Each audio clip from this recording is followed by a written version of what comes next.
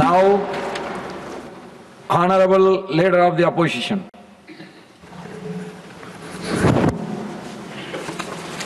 धन्यवाद सर, आपने मुझे यहाँ इस अवसर पर बोलने का मौका दिया। अभी हमारे सामने प्रधानमंत्री जी भी अपने विचार रखे। मैं थोड़े से शब्दों में बहुत कुछ कहना है, लेकिन बहुत से हमारे सांसद भी बोलना है, इसीलिए मैं यहाँ से शुरू करूँगा। कहाँ से शुरू करें कुछ समझ नहीं आता है। आपकी विदाई के जिक्र से दिल भर आता है। यानी ये जो हम विदाई कर रहे हैं उसमें से बहुत से लोग फिर आएंगे, लेकिन बहुत से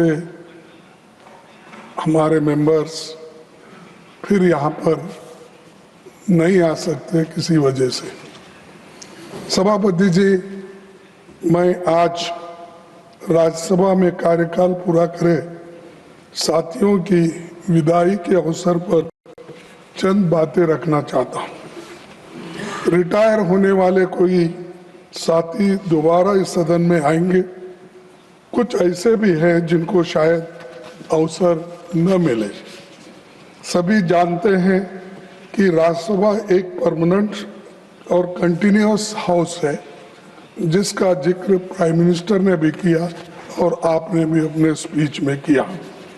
सांसद यहाँ 6 साल से लिए चुनकर आते हैं और हर 2 साल पर 1/3 सदस्य रिटायर होते हैं। आज वही क्रम दोहराया जा रहा है और राजनीति में रहने वाले लोग यानी पब्लिक लाइफ में कभी रिटायर नहीं होते और देश की सेवा के जज्बे में टायर्ड भी नहीं होते। रिटायर भी नहीं होते और टायर्ड भी नहीं होते जो पब्लिक लाइफ में है। मैं स्वयं अपने लंबे संसदीय जीवन में पहली बार इस सदन का सदस्य बना हूँ। पहली बार मैंने 16 फरवरी 2022 से राज्यसभा में नेता प्रतिपक्ष की जिम्मेदारी संभाली।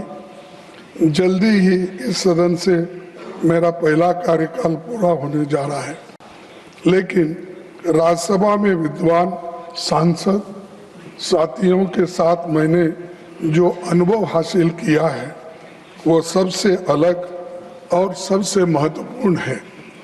यहाँ जो बातें बोली जाती है ये हमको सीखने लायक है, क्योंकि मैं कम से कम 39 साल असेंबली में था और उसके बाद में यहाँ भी अब 20 साल होने आया।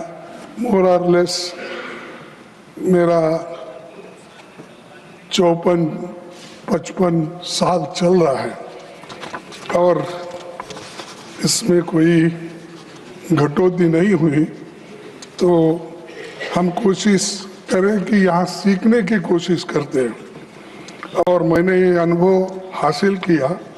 सभापति जी, अपने पूरे संसदीय जीवन में मैंने सदन में नियमित रूप से उसे उपस्थित रहने और चर्चाओं में भाग लेने की पूरी कोशिश करता हूँ और यहाँ अटेंड करने का मैं हमेशा कोशिश करता हूँ, इसलिए कि हमको कुछ अनुभव मिलता है अलग अलग राज्यों से आए हुए नेताओं से, अलग अलग विचारधारा के लोगों से, अलग अलग अपने जो कुछ भी अनुभव है वो अनुभव भी यहाँ पर वो बताते हैं, तो वो सीखने लायक रहता है। और मैं हालांकि 54 साल मुझे कंप्लीट हो गए तो भी मुझे सीखने की ज़रूरत पड़ती है। इसलिए पड़ती है कि हर आदमी संपूर्ण ज्ञानी नहीं होता है। उसका ज्ञान उसी वक्त बढ़ता है जैसा वो पढ़ते जाता है, जैसा वो सुने जाता है, सीखे जाता है, तभी उसका और भी ज्ञान बढ़ते रहता है। अपनी जिम्मेदारी निभाने के साथ सभी पक्षों की बातों को सुनना, अच्छी बातों को सीखकर व्यवहार में लाने का प्रयास मैं लगातार करता रहा हूँ। उच्च सदन में मेरा बहुत सा खट्टा मीठा अनुभव रहा है। मैं इस मत का हूँ कि इस सदन को और अधिक सार्थक बनाने के लिए बहुत कुछ नए प्रयासों की जरूरत है, ताकि उच्च सदन समाज को और देश को बेहतर संदेश दे सकते हैं, मार्गदर्शन कर सकते हैं। मैं सबसे पहले श्री एच.डी. देवेगौड़ा जी नहीं है, वो तो वहाँ उपस्थित थे लेकिन यहाँ नहीं है, तो एच.डी. देवेगौड़ा जी का उल्लेख करना चाहूँगा। वे प्रधानमंत्री और कई पदों पर रहे। मैं देवेगौड़ा को बहुत दिन से 54 साल से जानता हूँ, उनके साथ ही मैं काम किया, लेकिन क्या हुआ मुझे मालूम नहीं।